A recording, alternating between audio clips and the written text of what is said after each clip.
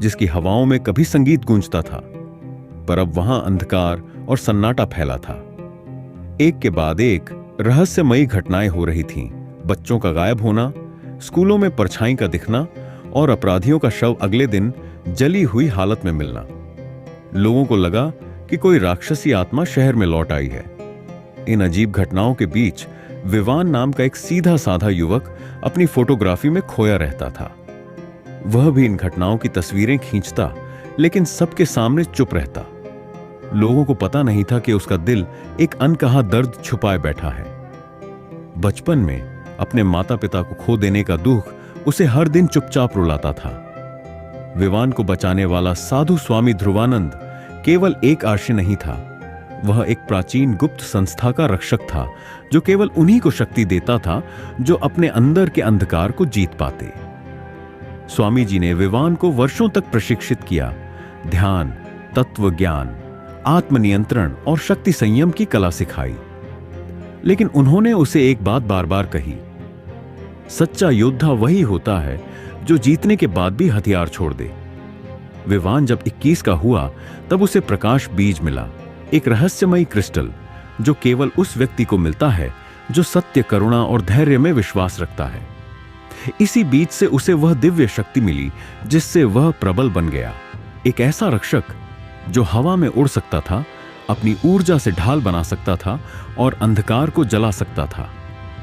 पर कहानी तब मोड़ लेती है जब एक दिन विवान की तस्वीरों में एक रहस्यमयी परछाई बार बार दिखने लगती है। वह कोई भूत नहीं बल्कि कोई जीवित शक्ति थी। विवान जब उसका पीछा करता है तो वह पहली बार उससे लड़ता है और हार जाता है।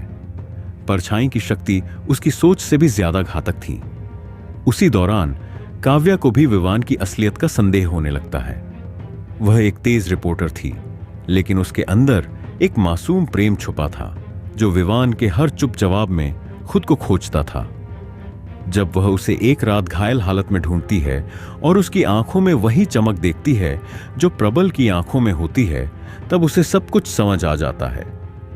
लेकिन कहानी की असली गहराई तब खुलती है जब विवान को पता चलता है कि परछाई कोई और नहीं, उसका जुड़वां भाई विराट है, जो उसी हादसे में बच गया था।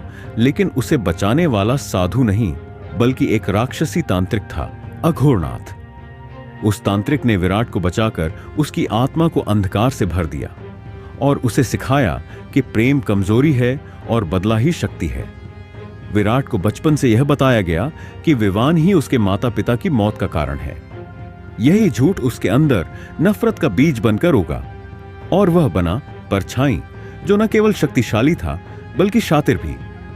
अब शहर के दो कोनों पर दो भाई थे, एक प्रकाश का प्रतीक और दूसरा अंधकार का। जब परछाई ने काव्या को अगवा किया तो विवान के पास दो रास्ते थे, या तो अपने गुस्से में आकर सब जला दे या अपने दिल की आवाज सुनकर सच्चाई से लड़ाई करे। उस अंतिम युद्ध की रात शहर का आसमान लाल हो गया, बिजली चमकी, हवाएं तेज हो गईं। प्रबल और परछाई आमने सामने थे। दोनों की शक्ति बराबर थी पर भावना अलग।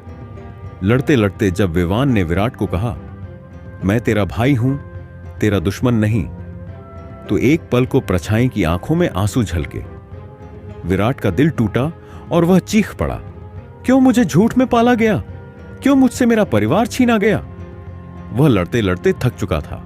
काव्या ने तब कहा, अगर नफरत में बड़ा हुआ बच्चा भी प्रेम देखे तो वह बदल सकता है। प्रबल ने अपना क्रिस्टल विराट के आगे रख दिया। वह उसे न मारकर उसे शक्ति देना चाहता था ताकि वह खुद का अंधकार मिटा सके। यह देख विराट टूट गया और रो पड़ा। उसका अंधकार गलने लगा और उसकी परछाई झलकर राख हो गई। विवान ने अपनी शक्तियां छोड़ दी। उसने कहा, अब मुझे इस शक्ति की जरूरत नहीं, क्योंकि सबसे बड़ी शक्ति है प्रेम और माफी। वह काव्या के साथ एक नई जिंदगी की शुरुआत करता है। विराट भी उसके साथ साधु की शरण में चला जाता है, एक नया जीवन जीने।